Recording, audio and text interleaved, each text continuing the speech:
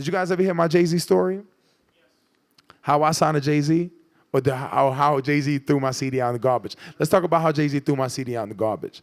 I told Joe, which was Dave's brother, he goes, yo, why don't you go, Jay-Z got a signing book, you should go get me my book. So I'm like, all right, cool, whatever. I get there, and I'm waiting online. I see this huge line, and I start asking $1 from everybody online and made enough money to buy Jay's book, Decoded.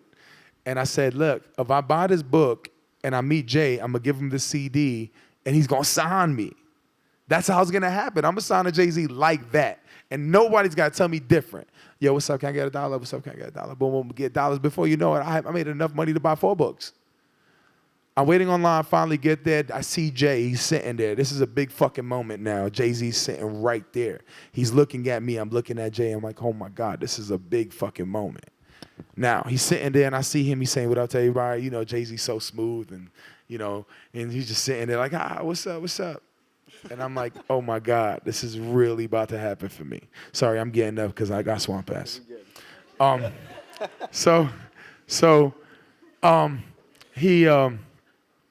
Jay-Z is right there, and I'm sitting there, and I'm like, okay, cool. I'm going to grab my CD, and I'm going to put it in this book. He's going to open the book. He's going to sign it, see it, and say, yo, this is so cool. I'm signing you. Think about how crazy I was. Like, to think that he's going to look at a CD and be like, this is cool. I'm signing you. He goes, yo, what's up? I'm like, yo, what's up, man? I'm from Brooklyn. I'm a rapper.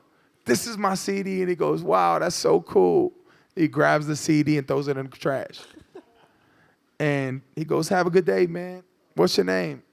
Signs the shit and gives it to me. I literally was crying on the train back home, but happy at the same time because he touched my book. And I was like, this is sick. And I kept going, guys. I kept putting music out. And before you know it, I got in trouble. I got in trouble with the law. I don't want to get too detailed in it, but, you know, something happened, and I protected my family and got involved. And before you know it, I had a warrant for my arrest.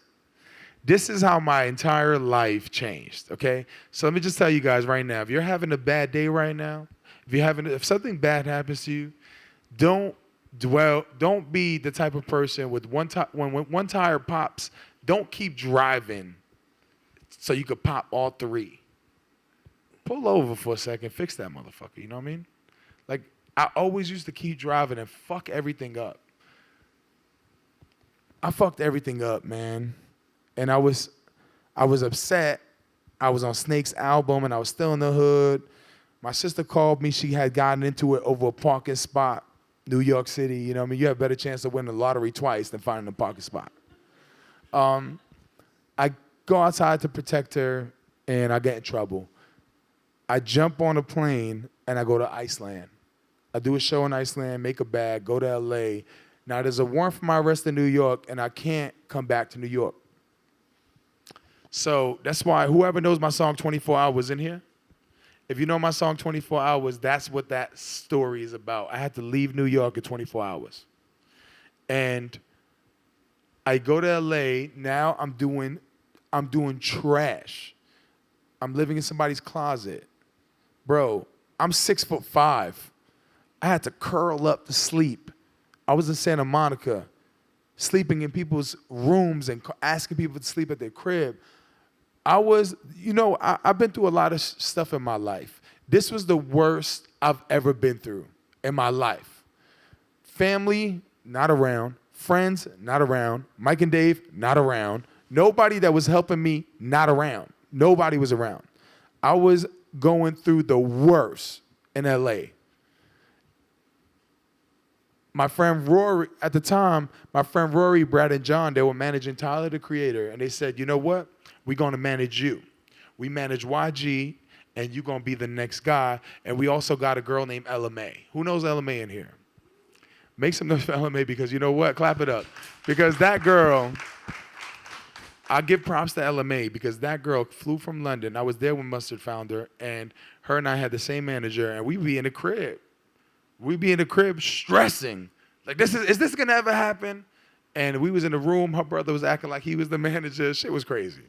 He would be walking around in his tighty whities, stressed. Everybody was stressed. Like, is this gonna happen? You know. But you meet a lot of artists that you come up with, and that was one of the artists. I met a lot of artists. You know, I met A$AP Rocky, I met Big Sean. A lot of artists before they popped off. I met them, and I've seen their journey. It's such a beautiful thing to see because it's encouraging. It's motivating. But back to LA, I was stuck in LA. I saw different artists that were coming up. Khalid. If you guys know Khalid, he picked me up in his BMW and played me his entire album. And I said to him, man, my favorite one was Young, Dumb, Broke, whatever it was. That was my favorite one. And Location. And guess what? I went through the same shit with my dad getting the CDs. I did the same exact shit with Khalid's album, where I heard it and I knew what songs I liked. And those ended up being the songs that went.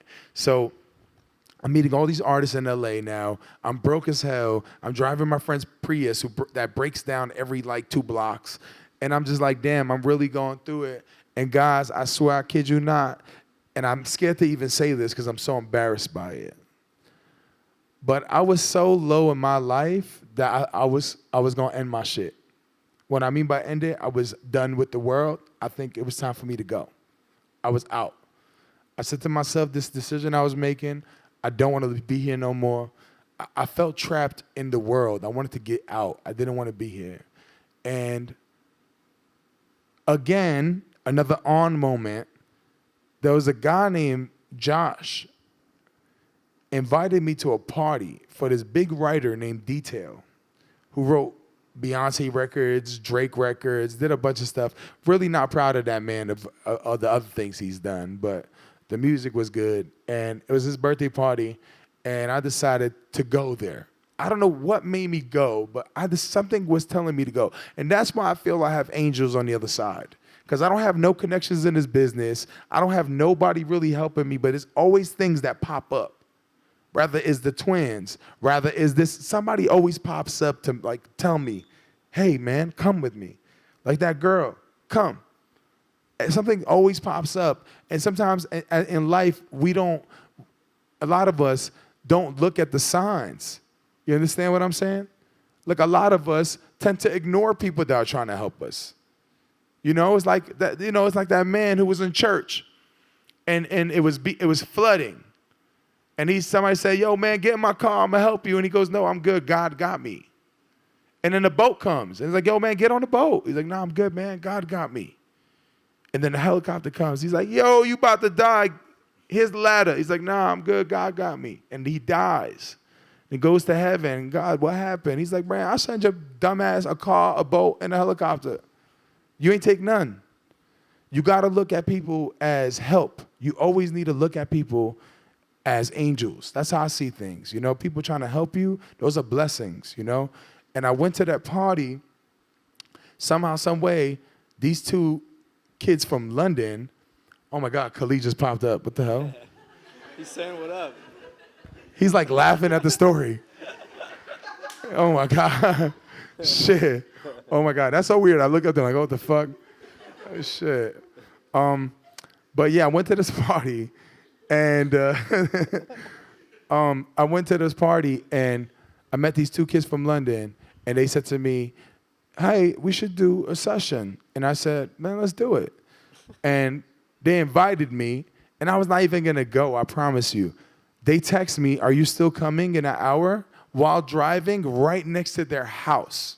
I wasn't even gonna go. I'm like, where do you live? Send the address. I click it, it was 5 minutes away from where I was. So the only reason why I went to their house was because I had to use the bathroom. I bust a left, and I go up. I get the chills every time. I live in Studio City. Don't visit me. But I live in Studio City now in LA. And every time I drive that Ventura shit, I get the chills. Because I'm like, oh my God, I cannot believe this was where it all happened. That party was on Ventura. I made a left. I went up there. I went to these dudes' house, and I used the bathroom. I was in there using their Wi-Fi because I was broke and I ain't pay my bill. So I would use people's Wi-Fi, Starbucks Wi-Fi. I was using their Wi-Fi for like an hour on the toilet. My legs got numb. They knock on the door and they're like, yo. They're like, yo, mate. did you come to use the bathroom and record? And I totally forgot that I had a session. So I'm like, yo, my fault, I'm gonna be out there. So I was in there for like taking this shit for like an hour and a half. So I get out the bathroom and I go straight into the booth and they play the beat. And the first song I recorded, front to back, freestyle, was Disrespectful. My song, Disrespectful, was the song that changed everything forever. That shit changed everything. When I say it, guys, think about how long the story was. You guys been here for a while. Everybody's heard me talk for like an hour now. Think about how many songs I put out to get to Disrespectful. 50? That's a lot of fucking songs. You know what I mean? So I'm like bugging the fuck out because like it's reminding me like where I come from. I'm sorry, my eyes are fucked up. So the thing that's crazy is it took me like so many songs to get one good song. I recorded the song. I said, all right, you guys like it? Like, mate, this shit bangs. And I said, all right, cool. Email it to me. And I'll listen to it. They're like, yo, we'll just airdrop it. They airdrop it. I get in the Prius and I start driving. I'm bumping it late night. I see the palm trees and the song is knocking. I pull over to a restaurant called Crave, which I go a lot. If you come to LA, you can catch me at Crave like 4 o'clock in the morning, eating carrot cake. I'm just at Crave and I'm bumping the song and something about it was really knocking. My mother calls me the next day and says, yo, the case got dropped. I book a flight. I tell this girl that I was kind of seeing, I was like, yo, book the flight. She booked the flight, and I get on the flight. She thought I was coming to Jersey to see her. Psych, curve. I go straight to New York, see my mother, and she goes, what? Hello? Yeah. She goes, what have you been up to? And I said, I've been recording music and staying, you know what I mean, trying to figure it out. So she says, play me the song that you recorded. And I played Disrespectful for my mother while eating an ice cream cone. And I started dancing. Whoever knows me from that video, I started dancing and playing that record. And something told me, she goes, why don't you just post it on Instagram? I was like, nah, Mom, this is so embarrassing. And she goes, just post it. I posted it on Instagram, and the song went viral. Think about the shit that I've been through, guys, for one song to go viral. Disrespectful went viral. I had so many likes. I've never seen those kind of likes. I've never seen 3,000 comments before in my life. These comments are coming. I'm reading these names like, you know what I'm saying? You got Zach from like fucking Wisconsin. Dude, this shit's sick. And you got motherfucking, you know what I'm saying? You got Daniel from like down the block. Like, yo, I see you every day getting your sandwich. I don't want to bother you, but you lit. Like, bro, you got like all these names. Everybody's is like, I'm freaking out now. Like, yo, I'm famous. Like, oh my God, I'm becoming famous and I'm stuck in this apartment. Shit. And the song goes viral. Guess what happens now? Everyone's calling. Every label's calling. I'm a free agent. This feels amazing. You're like, damn. You guys watch Coming to America? You know when he gives those bums the money and they go, Mom, we back in business. That's exactly, I looked at my mother. I said, Ma, we back. And flew back to LA. I took all the meetings with the labels. Now I'm going in there like I got the biggest dick in the world.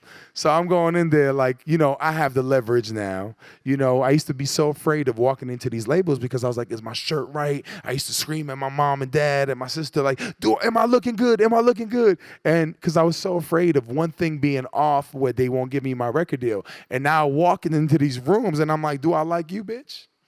Because I don't care if you like me. Because I'm lit.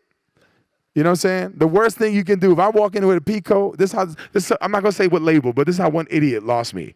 I walked in there with my peacoat, and you know how peacoat, sometimes you have like two things, like a penguin shit, and they have the strings that ties the shit together. This idiot came and cut the shit for me at the meeting, and I just walked out the meeting. You lost me. You don't touch my fucking coat. You know what I'm saying? Back in the day, I would have been like, thank you for touching my coat. You know? Now I'm just like, yo, fuck you. Don't ever touch me, bitch. Like, we lit. So I ended up being super motherfucking cocky. I got a song that's working. Boom. Guess who's calling? Jay-Z, Rock Nation.